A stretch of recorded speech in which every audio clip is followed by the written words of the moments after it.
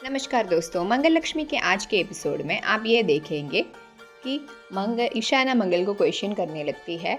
जब आरव इनोसेंट था तो आप फिर उनके ऊपर गलत इल्ज़ाम क्यों लगाया? तभी मंगल बोलने लगती है कि तुम्हें कैसे पता कि वो इनोसेंट है? वो इनोसेंट नहीं है।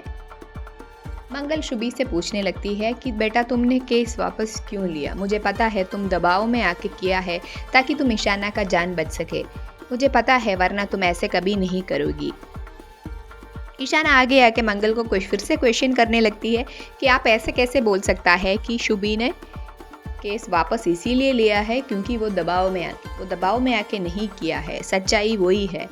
आप और शुभी मिल के आरव को फंसाने चाहते हैं, बस इतना ही बात है। मंगल बोलती है ऐसे नहीं है। तभी ईशाना फिर से बोलती है कि अपनी सगी बेटी से भी बढ़कर आपको ये लड़की है जो अनाथ लड़की है, इसको आप सपोर्ट करती है। मंगल बोलती है मैं किसी के दबाव में आके डिसीजन लेने वाली नहीं हूँ। मुझे पता है क्या सच है क्या गलत है। रही बात आरव शुभी को छेड़ने की, वो मेरे आंखों के सामने हुआ था, इसीलिए मुझे पता है कि कौन सही है और कौन गलत। मैं सही को ही सपोर्ट करती हूँ।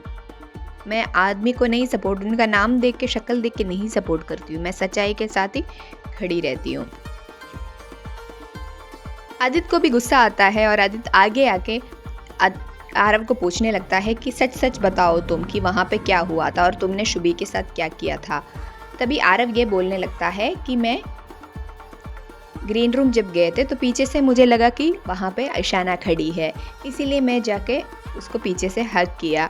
तभी जब तक मुझे ये एहसास हुआ कि वो ईशाना नहीं बल्कि शुभी है, तब तक मंगल मम्मा ने मुझे देख लिया था, इसीलिए मुझे तब तक कोई सफाई की बात रखने का मौका भी नहीं मिला। तब तक मंगल जी ने ये स्थापित कर दिया था कि मैं शुभी को छेड़ने की कोशिश कर रही हूँ। तभी मंगल बोलती है ये गलत है।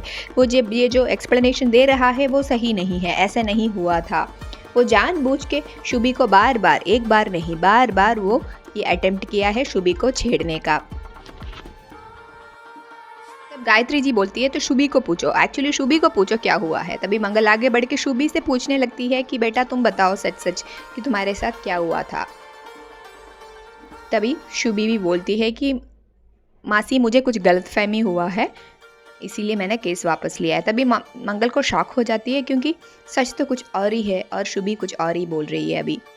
तभी मंगल बोलती है तुम्हें किसी की दबाव में आने की केस वापस लेने की ज़रूरत नहीं है, तुम सच बोल सकती हो। शुभी बोलती है यही सच है।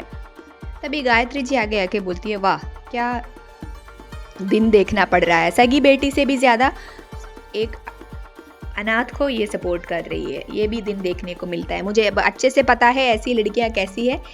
गायत्री जी बोलती है इस लड़की को आज ही इस घर से निकालना चाहिए वरना ये तुम पूरा घर ये तोड़ के रहेगी। मंगल बोलती है मुझे पता है किसको सपोर्ट करना है किसको नहीं सपोर्ट करना है। वो शुभी को सपोर्ट करती है और कोई भी ये शुभी का घर है, इस घर से शुभी को कोई नहीं निकालेगा। ये बोल के शुभी का हाथ पकड़ के मंगल उसको ऊपर लेके जाती है। ईशाना को बहुत बुरा लगता है।